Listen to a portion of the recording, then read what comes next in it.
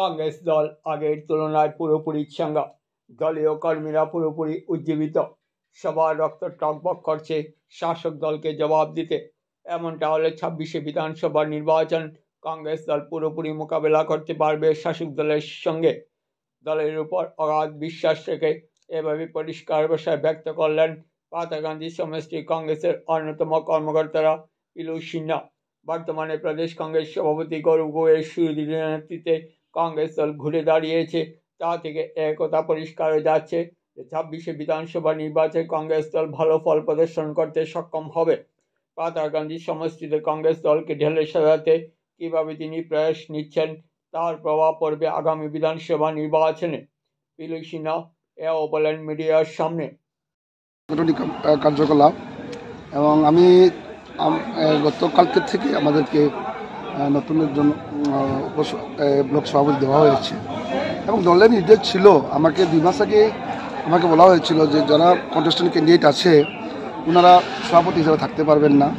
সেই মর্মে আমি প্রায় 2 মাস আগে রিজাইনও দিয়েছিলাম এবং দলের নির্দেশ মতো আজকের দিনে আমি উপসভাপতি এবং আমি আশা করি নতুন সভাপতির মাধ্যমে আমাদের পাতাকান্দি ব্লক কংগ্রেস আরও শক্তিশালী হবে এবং আমরা সবাই মিলে এই সেটা কীভাবে পুনরুদ্ধার করতে পারি এবং আমি আমার জীবনে যা রাজনৈতিক অভিজ্ঞতা এবং যে আমি কাম করেছি গত কয়েক বছর 15 বছর যাবৎ সেইগুলো আমি চেষ্টা করব নতুন সভাপতিকে দিয়ে যাতে আমরা আগে চলে কাজ আমাদের দলটা ভালো করতে পারি, 26 পুনরুদ্ধার করতে পারি। আচ্ছা, একটা কথা বলতে চাইছেন, যে সময় কংগ্রেসের দুরবস্থা ছিল পাথারকান্দি সমষ্টিতে, তখন পিলু সিনহাই ছিল কংগ্রেসের একজন যোদ্ধা হয়ে কাজ করছিলেন, কিন্তু বর্তমানে যখন কংগ্রেসের একটা ভাবমূর্তি ভালো হয়েছে তখনই দেখা গেছে যে নতুন নতুন চেহারা পাথারকান্দির থেকে বেরিয়ে আসছে। এটা নিয়ে আপনার কি মন্তব্য রয়েছে? এটা শুধু পাথারকান্দি যে সমস্ত আসামে এখন আসামের রাজনীতির বাতাস চলছে আমাদের পার্টির পক্ষে, কিন্তু আমরা এইটা জেনেছিলাম 15 বছর আগে আমাদের গাড়িটা খুবই ভালো গাড়ি,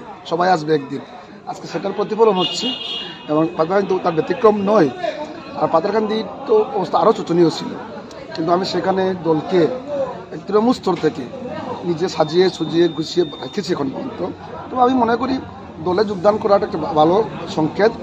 এখন যখন আমাদের ভালো সময় এসেছে ওনারা জয়েন করেছেন, আমি আশা করি ওনারা আমাদের এই পার্টি আদর্শ বিশ্বাস করে আগামীতেও আমাদের সঙ্গে থাকবে এবং আমরা আশা করি, বিশেষ করে আমি তো আশা করছি আমরা সবাই মিলে সংগঠনটা মজবুত করে 26শে পাতাকান্দি থেকে আমি আবার বলবো বহিরাগত হটাও এবং আমি বলি একজন স্থানীয়কে প্রাধান্য দিয়ে দেবে পাতাকান্দির মানুষ।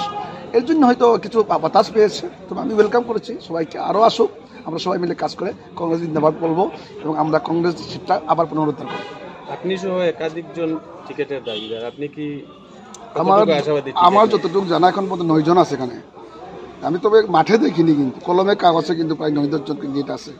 তো ওদেরকেও বলছি আমি, যারা আমাদের আগামীতে ক্যান্ডিডেট হওয়ার ইচ্ছা প্রকাশ করেছে তাদেরকেও আমি আহ্বান জানাচ্ছি আজকে আপনাদের মাধ্যমে, আপনারা প্লিজ আসুন, সবাই মিলে কাজ করি এবং দল যাকে টিকিট দেবে তাকে নিয়ে আমরা মাঠে নামবো এবং আমরা পাতাকান্দি সিটটা পুনরুদ্ধার করব।